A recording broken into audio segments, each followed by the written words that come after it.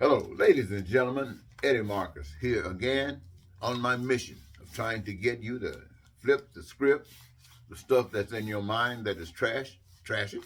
Stuff that's real, keep it. Make space for all of the brand new stuff that we will share together. You know, ladies and gentlemen, I'm sure that you would agree with me that there are some very evil, evil people in the world.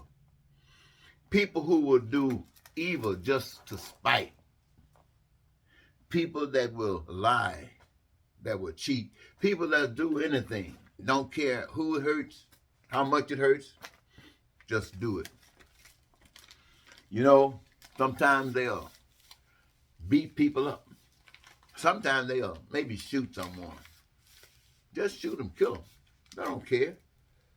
Sometimes they might just walk into a public spot and kill several people.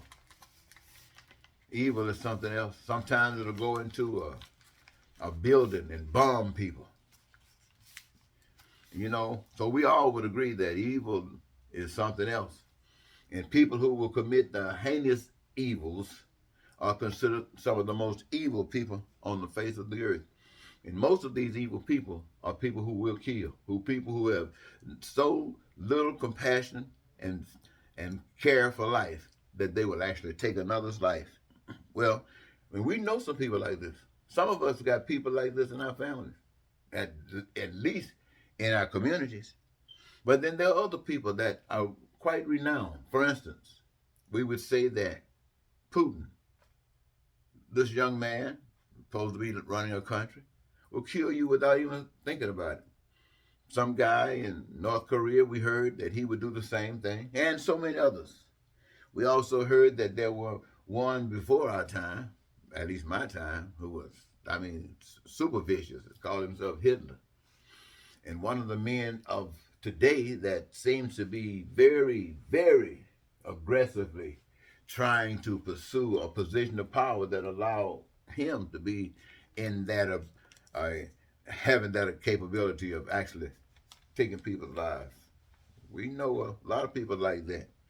But anyway, ladies and gentlemen, this is some of the kinds of things that evil men, evil women, evil people do. And when we start talking about evil, it's no good if we can't put a face on it, so you can see exactly what's going on. And this one of the things that's going on today is the war that's going on with Ukraine.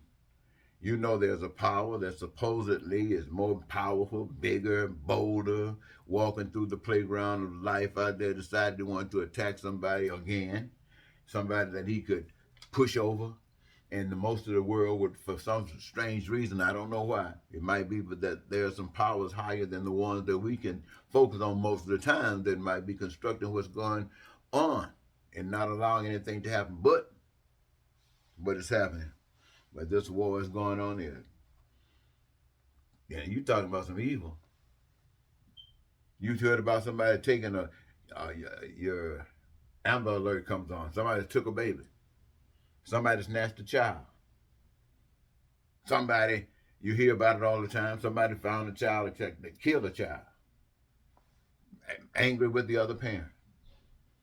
Hear all kinds of things. But we don't hear this often, where a man so evil, so vicious, that he fired bombs in buildings where children are. So evil, so vicious, that he fired bombs in places where handicapped people are, people who are sick. So evil. Man. And people want to be like that. And he wants a position in the world. And for some strange reason, he's still out there doing what he is doing. The world decided not to stop him. They could have stopped him. If it ever happens to you, wherever you are in the world, if what is happening to Ukraine today ever happens to you, you're going to feel just like Ukraine feels. You're going to be saying, somebody come to our rescue. And you would be so delighted if there was enough God, enough compassion, enough love, and people to come and do the kind of things that truly matter. I mean, everything matters, but there's that stuff that really saves lives right now. Stopping the bullets, stopping the bombs. That's the stuff that happens right now. And that's basically what they are praying for. But I guess God got nobody to go there and take care of that just yet. But anyway, you at that time will be pissed, mad almost with God for not finding somebody to send over there for you. But you know what, ladies and gentlemen? This is the way that dictators are. People who run their country. People who do not give the people the right, the ability to think for themselves, but tell them what to think and how to think. And watch them to see that they do exactly what they have been told to do, or act like they've been told to act. You know, it's a crying shame when you think about when you see the people over in North Korea and over there marching, everybody got their arms straight up. Sometimes you see people marching in different places, they get out of line. They don't get out of line over there.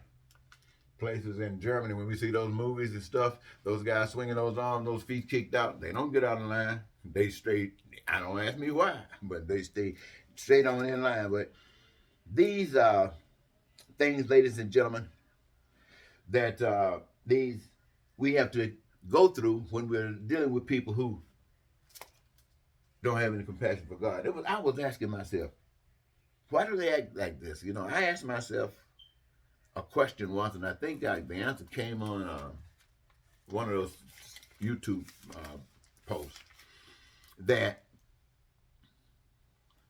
people who are dictators, people who are murderers like they're killers, do not allow their people to have a Bible. Did you know that? I know that the Catholics back in the day didn't want people to have Bibles. You know? But they say no Bibles. And why do you think they say no Bibles? Well, the Bible tells you about being free. The Bible tells you about loving God. People don't do it, but it talks about it. It says the opposite of what the dictator is. So the dictator has made the challenge that there is no God as far as the dictator is concerned. So all the resources on the earth, whoever's bad enough to claim them, that's who they belong to. And the people, whoever you're bad enough to control, they're your servant. They're your stock. And you God. And you might decide that you might want to branch out and conquer the world. Well, you don't have a God. So this is what I'm saying that to you, ladies and gentlemen, is this. When you see, you have to understand, people have a little respect for God. You see this guy here doing the things he's doing, that says I don't have any respect for God. You hear the stuff that Trump talks about. He talks about the same thing Putin talks about. That means I don't have any respect for God. People who say that they are supporting these kind of ideologies are saying all the time they got no respect for God. And you got people who've been standing on the pulpit preaching to other people about God, standing over there with other folks who say they got no respect for God. And these people over there are indicating by their presence there is that they have no respect for God. They're not over there trying to save people. They're not over there trying to clean people's minds up. They're over there being led by the thinking of men who have no respect for God. Ain't that something? Talking about men with no respect for God can accomplish something. But men with respect for God can't accomplish anything. That's because they're playing games. People don't even know about God. Most of them don't even know about God. Every person that knows about God had to go through some stuff. It ain't out there you can just reach out there and grab it. No, you got to go through some stuff because the challenge is always there. The challenge is always there, ladies and gentlemen. You know, we've heard the story about the prodigal son. The prodigal son, the guy that left home, had everything was good. He wanted to get his stuff because you know how we are sometimes. We young people, we got it going on. We can do it. Just give us our cut. And we're going to go out and change the world, make it for us.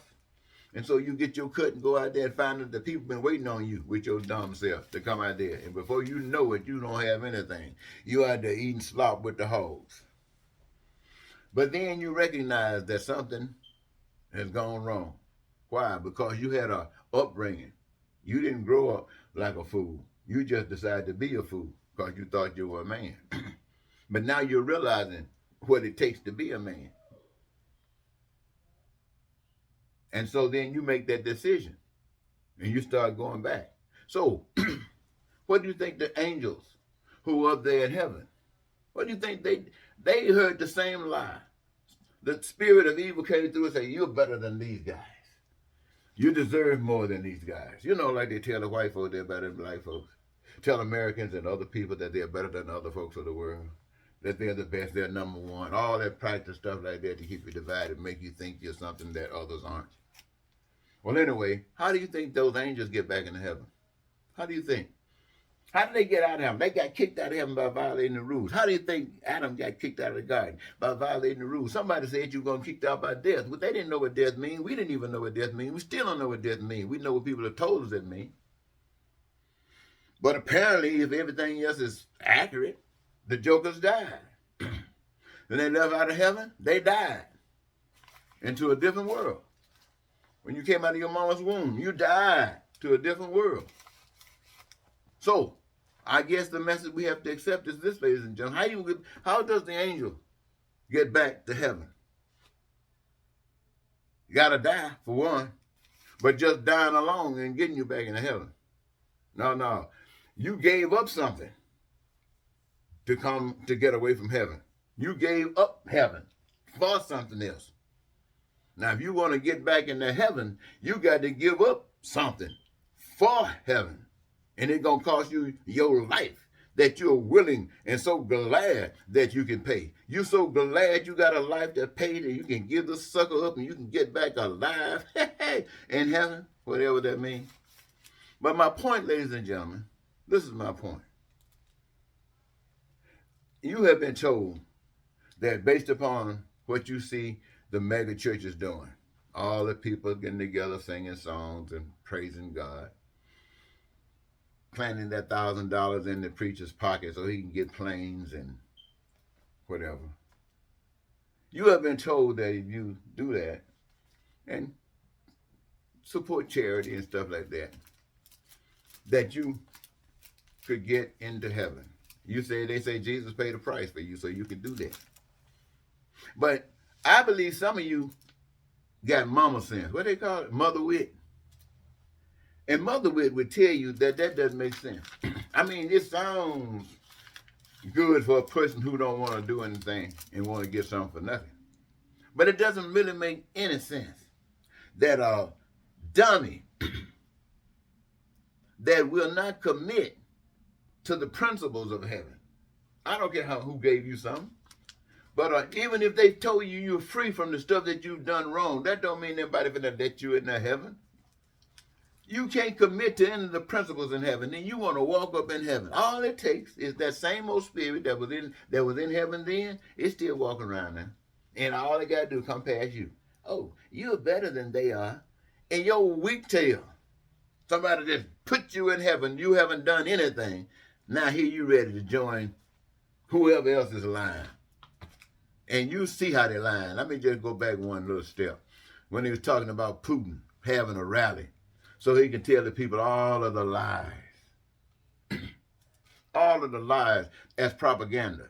When the truth is being depicted by the camera that other folks are filming and showing. But he's telling that lie and the people are caught. Oh, who do they believe? These are these. Who they want to believe? These are these. Oh, they just so messed up. Now, America, you know what that's all about. You just got through going through the same stuff and you're still going through it. The lies, the lies, the lies, the lies, the alternative truth, lies, lies, lies. To the extent it was ready to destroy this country. So you know what evil is like. So we can't just come in and say we're going to put somebody in jail. That don't stop evil. You know what? People used to steal. They still do. And they say we're going to build a jail. We're going to put the thieves in jail. Let me ask you something. Putting thieves in jail, did it stop stealing? Nah, they stealing every day. Stealing every day and everything. Jail didn't do nothing. And you know why? Because they weren't designed to do anything. They were designed to fill a bill to make people think that they were getting jobs and somebody was sitting up trying to do something that wasn't doing a dead blasted thing to stop stealing. You want to stop stealing, you take care of persons, whatever they're going through that drives them to steal. But you can't do that because to do that, you're showing up, you're showing God. You're showing some compassion, you're showing some love, and evil can't stand for that. And so all of us who walking around here thinking that it's okay. Well, it ain't right, but we'll get by. God know our hearts. Somebody need to come slap you. You need to waking up. God loves you. And I'm going to tell you something, ladies and gentlemen. When I stand here and tell you these, I tell you these things because, and let me tell you something. I'm going to tell you something. When we come into this earth, we don't know anything. We are taught what other people have heard and seen and experienced. Then we experience some of the same things and we get some kind of idea of what is really going on. But we're just getting parts of information, parts here and parts there. We try to think, try to rationalize, and try to get up with that which is most appropriate and logical. But the truth of the matter is, we don't really know nothing but parts of the truth. And when they start talking about stuff like heaven, God, the only thing we can tell you is a response to our thoughts. Now, where our thoughts come from, you got people who will tell you all kinds of things. But that's all we can tell you. Now, based upon our thoughts, they can be analyzed, and just like you can analyze anything, tell you how to build it and tell you how to tear it down. You can analyze life. What makes it, what tears it down. How can people do the kinds of things that everybody needs to do to give them the best life that they could possibly have? It's all right there. You can put it on paper, it's already there. When you don't do it, you want to tear it down. What would be the destructive forces that would strip any house and tear it down? They are right there. But we have not been given information about the great, wonderful life on earth. Everybody postponed that till after you die. And while you are living here on earth, they treat you like a dirty, dusty slop rag. They whip you all upside your head, use you any kind of way they want to use you. And who am I talking about as you? I'm talking about the people of the world. Now, I know sometimes, based upon what we've been exposed to, some of the things that we have to go through, we think are not just that bad. This is all right. We don't see nothing bad with this. That's because you don't have any idea what it's like to be alive. Because you've never been alive. You've never been able to breathe. You've never been able to feel free. You've never been able not to worry. You've never been able to not to fear. You've never been able to do that. Why? Because you're separated from the truth. You're separated from God. I don't care what you've been hearing. I just want you to understand that, because until you can understand that, people like Putin and guy over there in North Korea, guy over there in China, and all these other killers around here, and guys like Donald Trump want to be in the Republican Party, and people who want to kill other folks because of their color and all that kind of stuff. Good God Almighty! You better be glad there's a God of love. Because if there wasn't a God of love, it'd have been a devil down here so fast. Not mad with you, but partying with you. Partying. What that mean, that partying? I'm talking about that slaughter. You remember when they used to talk about burning people up? You know, talking about cutting people's heads off and hands off and all that kind of stuff. All that stuff has been going on all over the world. Parts of it is going all over the world. But it would have been humongous if God didn't love you. He's just giving you an opportunity. Know you were crazy. He know you seemed like you didn't have a chance coming in here. I used to say it like this, ladies and gentlemen. You know, where I come from, most the kids that are born into the world, their parents are kind of young, you know, young folks, 20, early, especially the lifestyle that came back in the days when I was coming along. You know, things were kind of tight, so people got married early, they had families early. And so even my parents, my mother, I think she was about 14 years old when I came into the world. But the thing that got me is that she might have been 14, but the people that raised me were on Social Security. That means they were old. Now, what does that mean? That means they had been living a long time. They've been through some stuff, and they knew what they were about. And so they had a young boy in that house that they were bringing up with what they knew. Oh. But that meant I had to go to church. That meant when other kids were going out to play and grow up and stuff, I had to work. I had to be in the garden. I had to be breaking clods of the dirt so the corn can grow, plant the peanuts. plant sweet potatoes and stuff like this. And when I wasn't doing that, I had to be working in the flower garden. I had my friends come by my house one time. That's to visit with me. When they left, they said, we can't go back to Marcus' house anymore. I said, why? Because he in the kitchen, man, washing walls. We can't go back. But see, they were bringing me up a different kind of way. And so while the other kids were getting a chance with the young parents who had to, and they got stuff I don't have. They could sing, I couldn't sing. They could dance. I mean, I learned how to do these things, but it was easy for them because there are these young parents out there just being young and blah, blah, blah, blah, blah. I had these old folks out there teaching me how to care. But anyway, it's all good. But this is what put me in this position to make sure that what I'm seeing, I'm an elder. Look at this gray hair. I'm an elder. But to me, I feel like I'm much more of an elder than what is normal. Just because I was raised by these old folks. And I can see straight through the stuff that we're going through every day. And I also, like I tell people all the time, it's no good just to be able to see straight through the hair. You got to be able to see the path out of it. So, and it's no problem here. But anyway, ladies and gentlemen, I want to thank you so very much for giving me this your moment. I've been wanting to share this information with you all day. I've been going here and I've been going there and I've escaped it. But I wanted to make sure I get it done. I got this movie that I want to watch, but I said I'm going to do this before I watch this movie because you come first. And I hope, my friends, as you listen to this, you will recognize that God is in you. And because God is in you, you are first. And who are you? Every one of you. And what do you deserve? You deserve what you get. If you don't like what you got, you better change your way. Until next time, ladies and gentlemen, goodbye.